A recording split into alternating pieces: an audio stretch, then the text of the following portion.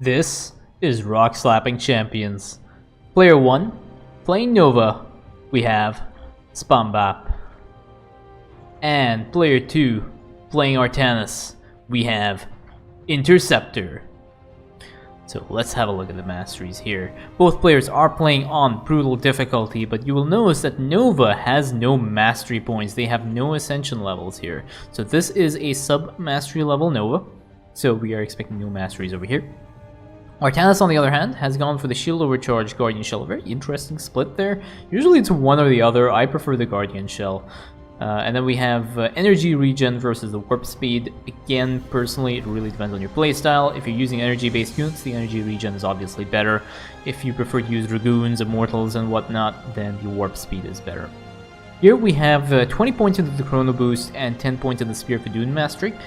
Generally speaking, the Chrono Boost Mastery is the better one, because Artanis' Spear of Dune abilities that are energy-based are not really very good. You have your Shield Overcharge, which you're not going to use most of the time. It's only when you take engagements. And then you have his Orbital Strikes, which are also not very good.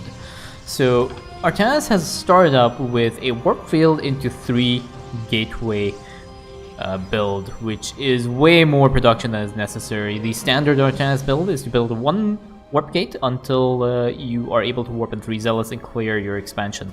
So the goal is to basically take your expansion as quickly as possible, and you do that by not building 3 gateways.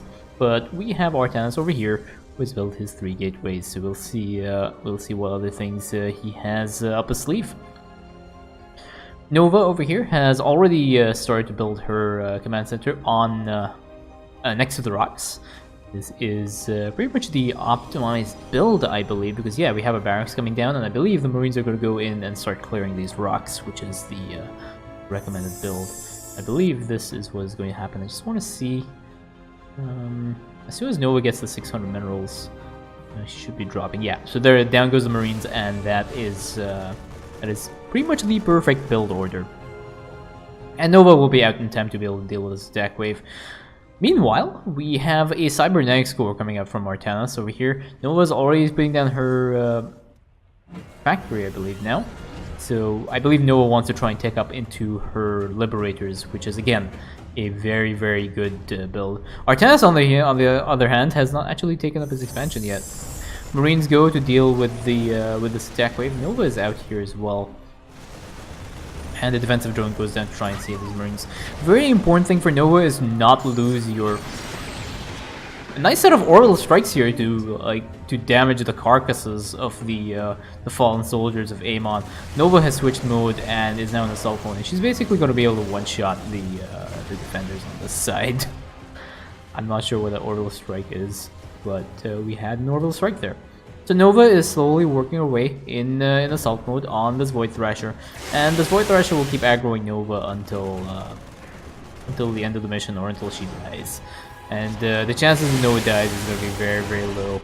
Artanis, on the other hand, it does not seem to be producing anything. He seems to just be watching Nova take out this. And now he's dropped his Orbital Strike, or his Solar Bombardment, on the Void Thrasher. Nova switches over to stealth mode, drops a defensive drone down, and notice the positioning here. She's focusing down these siege tanks. These siege tanks are the things that cause the problem. It's not the rest of these defenders. Nova can one-shot all of this, so this positioning is really, really good for Nova. Nova's over here in stealth mode, I believe working away on their expansion right now. Their main rocks have not gone down yet, but Nova's interested mostly in the gases, because she needs those liberators out. So Nova's just going to start sniping away some of the units over here.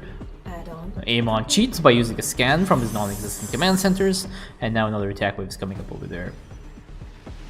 So Artanis has now used an army of 9 Dragoons to clear his expansion, but his expansion is still not gone down yet, and he's building a Robo and a Twilight Council. Still no interest in taking his expansion, and he's put down 3 pylons as well, which is interesting in itself. I just want to see Nova handle this attack wave, and then we'll go back to the base and we'll take a look at Artanis' design for his base. Yeah, this attack wave is essentially gone. So we have 3 pylons down for Artanis, and note that this Artanis does have his mastery levels, which means he only needs 1 pylon for power. He does not need that many pylons. He's put down the 4th pylon right now as well, and yeah, Artanis only needs 1 pylon, and this needs to be the center of the base, so that you can actually power up. You can power up to 16 structures with that 1 pylon. It is a true Artosis pylon. But Artanis does not believe in Artosis pylons, and therefore has gone for 4 pylons right now. Unit-wise, we have only 4 Marines for Nova. We have 9 Dragoons from Artanis. And Artanis has 32 probes over here. So let me just switch back to minimap over here. Engaging the enemy. But yes, the next set of Void Thrashers will spawn in just a little bit. Oh, there they are. There's the set of Void Thrashers. And Nova takes her army of 4 Marines, and she's basically cleared up most of this as well. A little bit of kiting from this, but the Secret Missile aggroes that Marine. That defensive drone actually saved that Marine with the barrier it's given. And Nova just sniping away and has completely cleared out, well, not completely, but mostly cleared the defenders of the space. Now it's just a question of dealing damage to this. Artanis decides to F2A move, and his Dragoons were over here, so they walk through this enemy base. Luckily for him though, Nova has cleared out the siege tanks and a lot of the defenders there, otherwise Artanis would have lost a lot more units. Structure-wise for Artanis, we have 3 gateways. Overall, it looks very, very normal until you actually go to the base and see the positioning of the pylons over here. And, but yeah, all in all, it seems to be okay. Artanis has taken his expansion, but he's also put down another Nexus, so he actually has 3 Nexuses right now. Nexuses or Nexi, I'm not sure. But so I want to talk about this a little bit. I have seen this strategy a few times on the random queue as well. The question is, do you build an extra Nexus so that you have the extra Chrono Boost? Now, the general answer is, in the early game, it is always better to take your resources and put them into an army. So if you're building a Nexus before like the 10-minute mark, you are essentially wasting your minerals because your minerals could be better spent on building an army. The thing is, you could theoretically argue that you could build a Nexus in the later stages of the game. But then the question becomes, okay, what are you going to use your Nexus on? Like, what are you going to use your Chrono Boost on? You're definitely not going to use it for probes, because you should have, you know, saturated your bases during that time. So, essentially, you want to use it for your Chrono Boost. But what are you going to Chrono Boost? Because you'd theoretically be maybe halfway through your level 2 attack upgrades by that time. So, generally speaking, like, getting a 3rd Nexus is not really viable, especially if you were going for efficient play. I generally don't see a need to have this 3rd Nexus. And now, Nova is going to work over here, but I want to draw your attention to what we have over here. Artanis is going on a construction spree. We have... I'm going to hold off just a little bit until all these buildings are, you know, in construction. We have a total of 11 gateways being constructed by Artanis and 3 forges. So these 3 forges are going to get done. And Artanis has produced 15 gateways right now. I believe 14 gateways. So that'll be interesting. Nova's Liberators are already out. This Hybrid Dominator starts to aggro these Liberators and starts to storm. That actually can cause a lot of problems for Nova. I generally prefer to get the EMP upgrade on these Ghosts. The 1 Ghost EMP will completely nullify a Hybrid Dominator and make it completely useless. And the Hybrid Dominator goes from a very, very scary unit to a very benign unit. We have a bunch of Dragoons over here, and they are going to try and focus down this.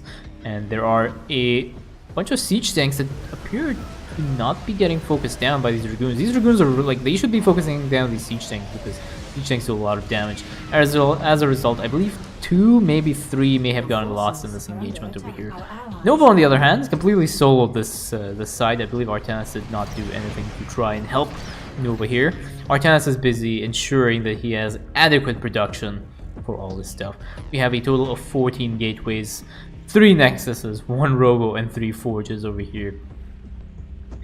The funny thing is also, I believe,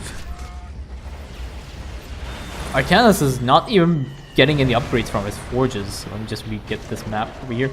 So he actually has, like, he's not actually researching stuff out of his forges. He has his 3 forges sitting here. There's Nexus over here with Chrono Boost. I would have thought that he would have taken these 3 Chrono Boosts, put them on the forges, and gotten his his upgrades. And now we have a solar bombardment on nothing, which is also interesting. I believe maybe it might have been used to kill off what was left of the Archangel, but Nova has more than enough DPS to take out this Archangel without having an Artanis orbital strike here. So, kind of a wasted opportunity for Artanis. A much better use would be like running a Zealot into the middle of this space and just dropping a solar bombardment in the middle. It can deal a lot of damage to defenders and really help Nova out. Nova again, sending a defensive drone on this side, get some vision, looking for the high priority targets. I don't think she'd get any better of a shot over there, but she is ready. Drops an airstrike. Notice how the airstrike and the sabotage drone do not overlap in terms of their splash damage. So Nova's actually maximizing the amount of damage she's dealing with the resources that she has. Very, very good play from Nova. Artanis is on this side now, and starts to clear. And another airstrike will go down and pretty much essentially wipe this attack wave. Nova's airstrikes are really, really good for dealing with attack waves. If you are not using them for attack waves, I highly recommend you do that. It can make your life significantly easier. It can mean the difference between you losing, you know, high-tech units and not losing anything. It makes a huge difference. Got a Thor over there. Tries to aggro these Liberators, has no problem. Artanis, on the other hand, is just chilling over here with an army of 54 Dragoons. So Artanis has put his production to good use, but again, he's not producing. Oh, he's chrono boosted his forges now. He's gotten his 111 upgrades, but he's not working on his next level upgrades. I don't really think it matters. Even if he starts up right now, I don't think he's ever going to get the chance to complete those upgrades. We have another airstrike down. I don't believe the airstrike will one-shot these battle cruisers. No, they don't. It just gets them very, very close. But again, it gets them within snipe range, and if you can get the 50% like energy refund on the snipe upgrade for Nova, I can't remember what it is called. It's called operational efficiency. There we go. That can make your life significantly easier as well, especially when you use airstrike to almost kill the battle cruisers, and then use Nova snipe to clean up whatever's left. These last few Void Thrashers go down. So overall, let's have a look at what Artanis has built. He's built 3 Nexuses, 14 Gateways, and 3 Forges, and that is GG.